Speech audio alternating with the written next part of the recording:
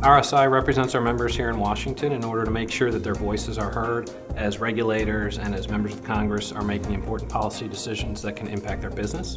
RSI is engaged in order to make sure that members are heard and that the administration understands what we do, what we bring to the table, what our employees do. We have 250 member companies and represent about 90,000 employees directly or indirectly that are involved in the rail supply industry.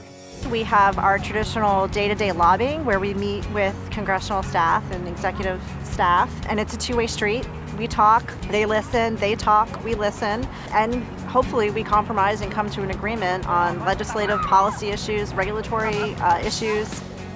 The RSI PAC provides another avenue for us to engage and meet and communicate with members of Congress through political fundraisers.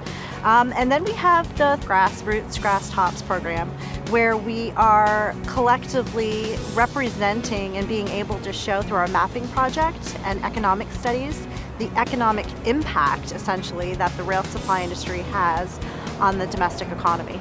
The value that the RSI Advocacy program brings to us is that we are able to leverage our individual kind of one-person efforts on the Hill and in the various government agencies for our key issues.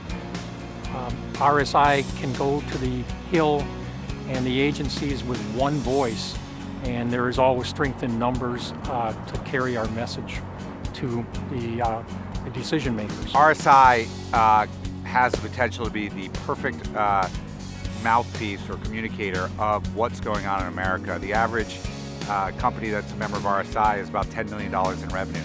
Members of Congress want to hear from them, the small businesses that actually have manufacturing jobs. We also hold industry events, and a sampling of those industry events is Railroad Day in Capitol Hill, where we partner with other industry organizations to essentially bring freight railroading employees, passenger railroading employees, suppliers, come to Washington, D.C. and talk about why freight and passenger rail is so important to the country. We do a passenger day here in Washington, D.C., where we meet exclusively with the Amtrak CEO and his executive staff. That's an RSI member-only event. We also hold our own fly-ins. We have, 8 committees at RSI, and each committee likes to come to town and meet with their members of Congress to talk about that particular committee's interest in Washington, D.C. Our leasing committee does it, our tank car committee does it. We also have our Government and Public Affairs committee that loves to come to town and talk about the Section 130 Highway Rail Grade Crossing Program, Amtrak funding, regulations that could impact. So we also meet with Federal Railroad Administration and senior executive service professionals at Department of Transportation.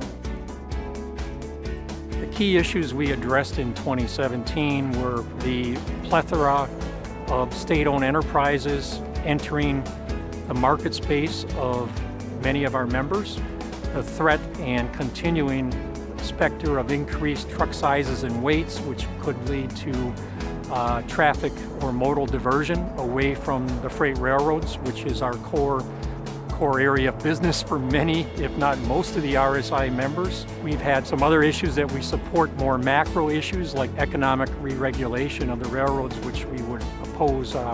And the last issue is Buy America.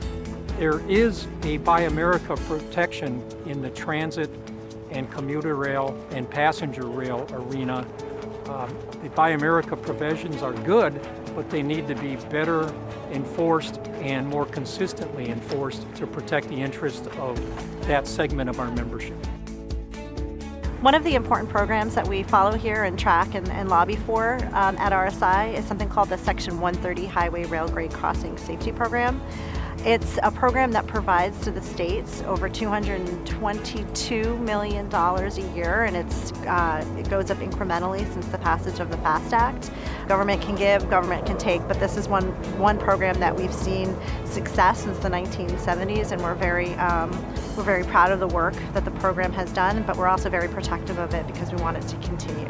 We've communicated effectively with both DOT to the highest levels and to members about Buy America and how if we're going to have a law, you have to enforce it. Because if you let cheaters cheat, all the industries that actually comply with the rules are going to lose out to the people that are not.